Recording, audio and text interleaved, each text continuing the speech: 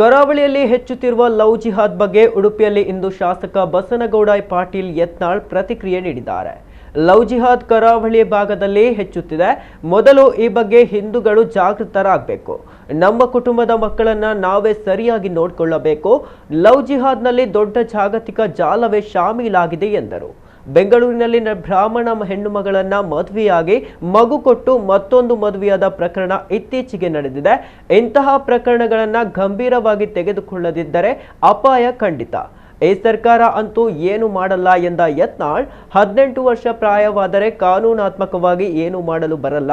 ತಂದೆ ತಾಯಿ ಒಪ್ಪಿಗೆ ಇಲ್ಲದೆ ಇಂತಹ ಮದುವೆಗಳಿಗೆ ಅವಕಾಶ ನೀಡಬಾರದು. ಕಾನೂನು ಜಾರಿ ಮಾಡುವ ಸರ್ಕಾರ ಬರಬೇಕು. ಆದರೆ ಇದು ಕಾಂಗ್ರೆಸ್ನಿಂದ ಆಗಲ್ಲ ಎಂದು ನುಡಿದರು.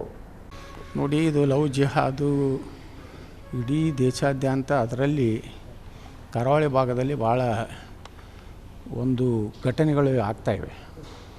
ಇದಕ್ಕೆ ನಾವು ಮೊದಲು ಹಿಂದೂಗಳು ನಾವು ಜಾಗೃತ ಆಗಬೇಕು. ನಮ್ಮ ಕುಟುಂಬವನ್ನು, ನಮ್ಮ ಕುಟುಂಬದ ಮಕ್ಕಳನ್ನು ಸರಿಯಾಗಿ ಅವರ ಎಲ್ಲ ಎಲ್ಲೆಲ್ಲಿ ಅವರ ಇದರ ಮೇಲೆ ವಾಚ್ ಇಡಬೇಕು.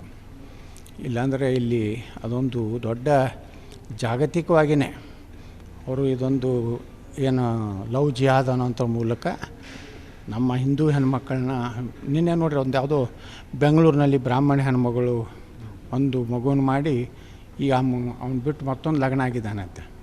ಇಂಥ ಘಟನೆಗಳನ್ನು ನಮ್ಮ ಮಕ್ಕಳಿಗೂ ಸಹ ಒಂದು ಗಂಭೀರವಾಗಿ ತೊಗೋಬೇಕು. ಇಲ್ಲಾಂದರೆ ಫ್ರೀಯಾಗಿ ಬಿಡೋದ್ರಿಂದಲೂ ಒಮ್ಮೊಮ್ಮೆ ಅವ್ರು ಏನು ಮಾಡ್ತಾರೆ, ಅವ್ರು ಎಲ್ಲೆಲ್ಲಿ ಅಡ್ಡಾಡ್ತಾರೆ, ಎಲ್ಲನೂ ಸ್ವಲ್ಪ ಜಾಗೃತಿ ನಾವು ಮಾಡಬೇಕು. ಯಾಕಂದರೆ ಈ ಸರ್ಕಾರ ಅಂತೂ ಮಾಡೋದಿಲ್ಲ. ಈ ಸರ್ಕಾರ ಅದಕ್ಕೆ ಬೆಂಬಲ ಇದೆ. ಅದು ಕಾನೂನಾತ್ಮಕವಾಗಿ ಯಾವುದೇ ರೀತಿ ಅವರಿಬ್ಬರು 18 ವರ್ಷ ಪ್ರಾಯ ಇದ್ದರೆ ಏನೂ ನಾವು ಅದನ್ನು ಇದು ಮಾಡಲಿಕ್ಕೆ ಬರೋದಿಲ್ಲ. ಆದರೆ ಅದನ್ನು ಕಾನೂನು ತಿದ್ದುಪಡಿ ಆಗಬೇಕು.